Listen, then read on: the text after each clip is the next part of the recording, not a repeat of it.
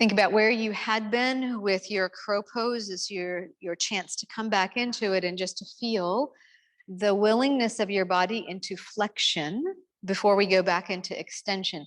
So if what you prefer is to use the block and have one more round of just leaning in, bearing in, only good. If all of a sudden there is some give and willingness of your body to just fold in, right? Fold into yourself, then plant your hands, lean in, keep your knees as high to your outer shoulders as possible, and just feel. Being really close, center of gravity really close to the floor gives you more control. Yep, this is your practice. And then we're not going to be very fancy. In the reverse, I am going to hold on to the seat of the chair and come and lower to the floor. The chair stays ahead of you. The blanket is an option. And we want to use the legs of the chair to give us some height. So if I were to use the chair ahead of me, then maybe I'll use the legs of the chair. Maybe I will use the seat of the chair, but I have options. You're welcome to fold your blanket and place it under your hip points and your thighs if you are looking after your back. If you want to keep it very light.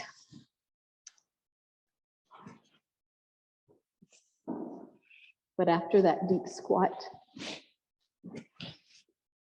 I'm going to distance myself while your gaze is slightly ahead or neutral. You can lift the legs or not, but while the arms hold the legs of the chair and bear down, then there is this sense of lift in response, and we can explore any amount, right? When I go higher, my choice is to rest my legs and follow your intuition, be true to yourself, and then very slowly come on down. We're going to try this 2 more times. You're welcome to back off and use your arms lower just to keep strengthening different patterns. And then lifting up.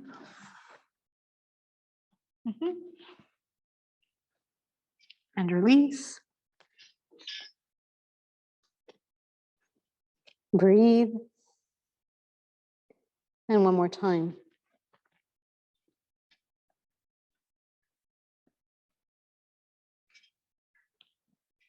Beautiful. When you're ready for change, we're going to work on that figure 4. So if you need just a few moments of this child's pose, we're going to come into that shape. It's the recovery that we are wishing for. And I'm going to leave my blanket where it is. You are welcome to fold and put yours underneath the pelvis. We might decide that we want it for our legs in the chair that comes at the end. Make sure that your strap is nearby in case you will want it. But where we are starting is a sneaky place where I want to scoot close to the chair. And then I want to place my feet so that they're right at the edge. They rest, the legs of the chair rest at the sticky mat. And I'm going to come into this bridge, very similar to a shoulder stand place, but we're not staying long. We're using this to the proximity that gives us this figure 4 stretch, ankle at the knee. And when I drop down, I want to be close enough to the chair that I barely make it to the floor. So gravity is going to help me. This gets my attention because I didn't get to the place where I completely get to rest the pelvis, and I'm just giving it time. Send your breath to those places that seem tight. Allow them to soften, give permission. Your body will respond to your attention to that place. If you're holding the legs of the chair, you might find a little bit of traction for the neck.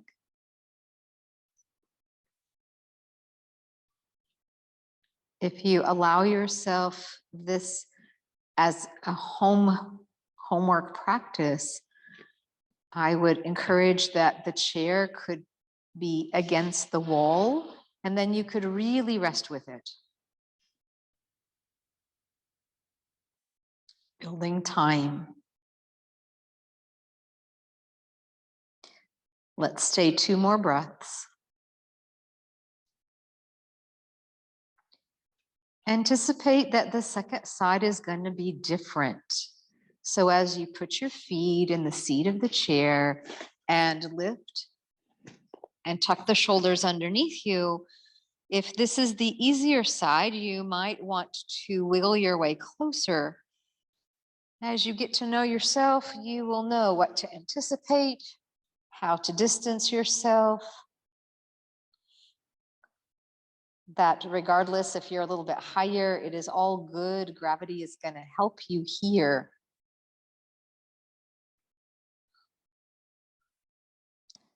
Smooth, steady breathing. Long neck.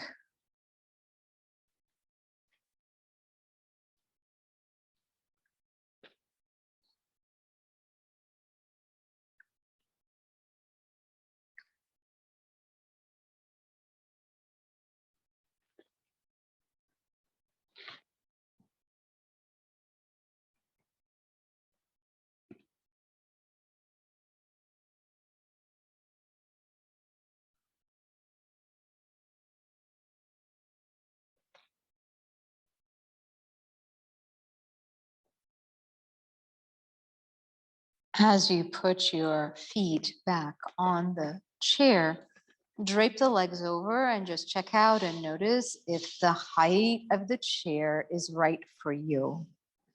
Do you prefer to wiggle away, to make any adjustments, to add a blanket or any height in the chair to accommodate the lower back? And if your strap is nearby, do you prefer to take the loop and bind the legs, giving yourself the opportunity to continue to quiet the lower back? I would encourage that you start higher, closer to the fold of the pelvis. Be careful that the buckle doesn't eat into you right at the fold. And then use the entire length of the strap to just bind the legs.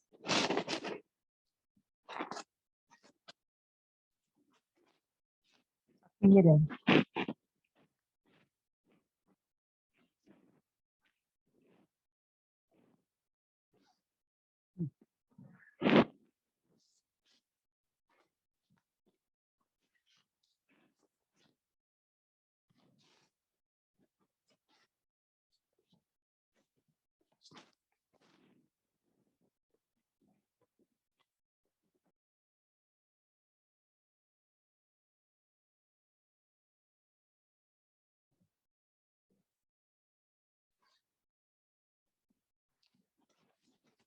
Invite your arms to an opening supported at the floor, by the floor.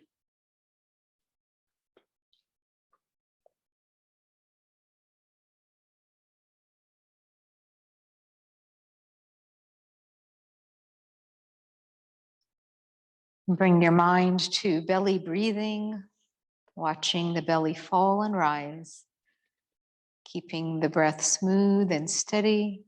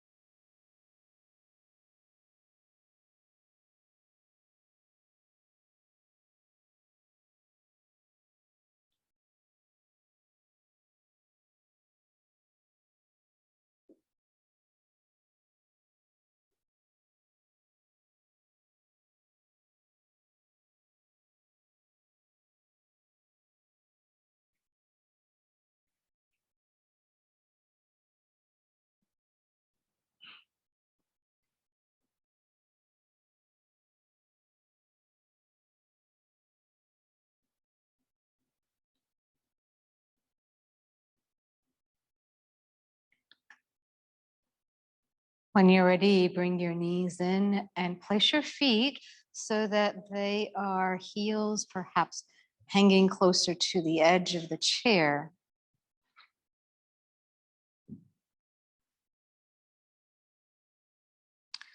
We had this shape in our crow pose, meaning that we had this deep fold of the lower back, this deep folding into ourselves. Take the time and roll to one side. Undo the binding as you wish.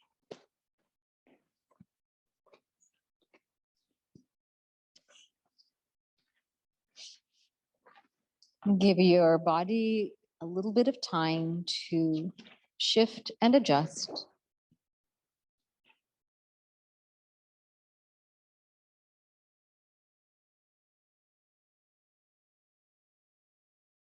Press up and sit.